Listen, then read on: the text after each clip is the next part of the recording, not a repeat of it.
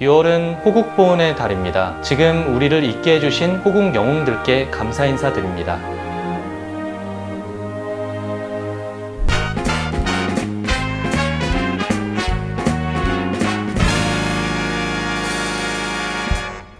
예술을 품격 있게 즐기는 시간, 안녕하세요, 벨큐레입니다. 일제강점기 이후 해방을 맞은 우리나라. 하지만 해방의 기쁨도 잠시였죠. 남쪽에는 미군, 그리고 북쪽에는 소련의 군대가 진주합니다. 이후 남한에는 1948년 8월 15일 대한민국이 건국되고 같은 해인 9월 9일 조선민주주의 인민공화국이 북쪽에 들어서 안타까운 현실에 마주하게 됩니다. 그리고 1950년 6월 25일 우리나라 현대사에서 가장 비극적인 사건이 발발합니다. 바로 전쟁이 일어나는데요. 국군과 조선인민군, 또 해외에서 파병온 수많은 군인들과 또 민간인들까지 그 전쟁의 희생자가 됐죠. 6.25 전쟁은 저 멀리 프랑스에서 그림으로 그려지는데요. 그림을 그린 주인공은 바로 우리에게 잘 알려진 작가 파블로 피카소입니다. 오늘은 한민족의 가슴 아픈 역사를 담은 그림을 피카소는 어떻게 표현을 했는지, 그리고 피카소의 그림과 닮은 그림은 또 어떤 그림이 있는지 알아보는 시간을 갖도록 하겠습니다. 그럼 아튜브 시작할게요.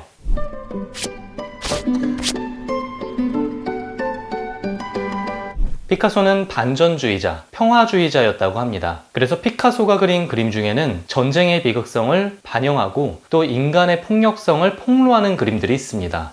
가장 유명한 작품으로 게르니카를 들 수가 있는데요. 스페인 내전 당시 나치의 폭격으로 황폐화가 된 게르니카 지역을 소재로 그린 작품입니다. 또 다른 반전에 대한 유명한 그림 중에 한국이란 단어가 제목으로 들어간 작품도 있는데요. 바로 한국에서의 학살입니다. 이 그림은 피카소가 1951년에 그린 그림으로 6.25 전쟁 중 발생했던 학살 장면을 담고 있습니다. 작품을 한번 보도록 할게요. 오른쪽에는 총과 칼을 든 군인들이 있습니다. 로봇과 같이 만들어 비인간적인 부분을 부각한 듯합니다. 반면 왼쪽에는 겁에 질린 약자들, 여성과 어린이들이 있습니다. 여성 중에는 임신한 여성이 보이기도 하고요. 이 상황이 어떤지 모른 채 흙장난을 치고 있는 어린아이가 보이기도 합니다. 색채는 전반적으로 어두운 색을 사용해 침침하고 암울한 느낌이 듭니다.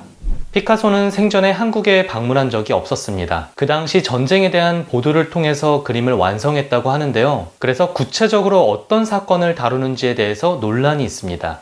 우선 이 작품의 소재가 6.25 전쟁 당시 1950년 10월 황해도에서 미군이 저지른 신천리 학살, 혹은 이보다 이른 7월경 충청도에서 미군이 피난민을 적으로 간주해 사살한 노글리 학살일 것이라는 주장이 있습니다. 이런 경우 민간인들에게 총구를 들이댄 군인들은 미군이라는 건데요. 이런 주장의 근거는 피카소의 반미 성향과 관련이 있습니다. 피카소가 프랑스에 있을 당시 공산당에서 활동했는데요. 이 때문에 1960년대 우리나라는 피카소 금지였습니다. 공산주의자인 피카소를 찬양하는 것은 반공법에 걸리는 일이었고 피카소의 작품 등을 광고에 이용할 수도 없었다고 합니다.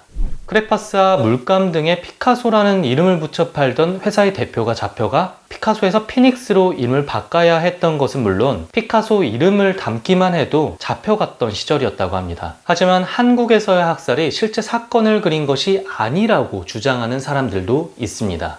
그림 속 오른쪽 사람들이 미군이라는 단서를 찾을 수 없고 오히려 전쟁에서 칼과 총을 든 익명의 다수만 존재한다는 것이죠. 심지어 왼쪽에 있는 사람도 한국인인지도 분명하지 않다고 얘기하는데요. 미군에 의해 신천 대학살이 주도됐다는 북한의 주장에 증거가 없을 뿐더러 오히려 인민군이 신천 지역에 남은 자본가나 종교인, 우익들을 학살한 것이라고 주장합니다.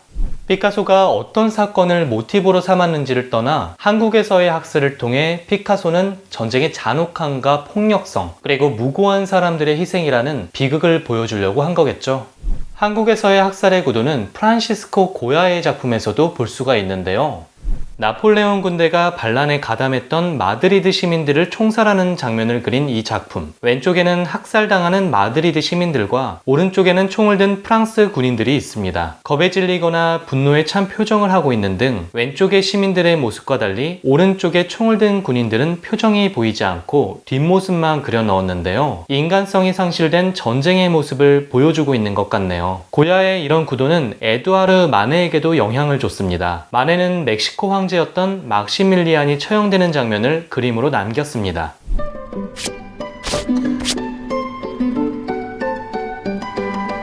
오늘은 자신의 그림을 통해 전쟁의 비극을 알리려고 했던 피카소의 작품들을 살펴봤습니다. 앞으로도 벨라모니에서 다뤘으면 하는 작가, 작품, 그리고 시대양식 등이 있으면 댓글로 남겨주시길 바랍니다. 그리고 구독과 좋아요는 저희에게 큰 힘이 됩니다. 지금까지 아트갤러리 벨라모니 채널의 벨큐레였습니다. 여러분 안녕히 계세요.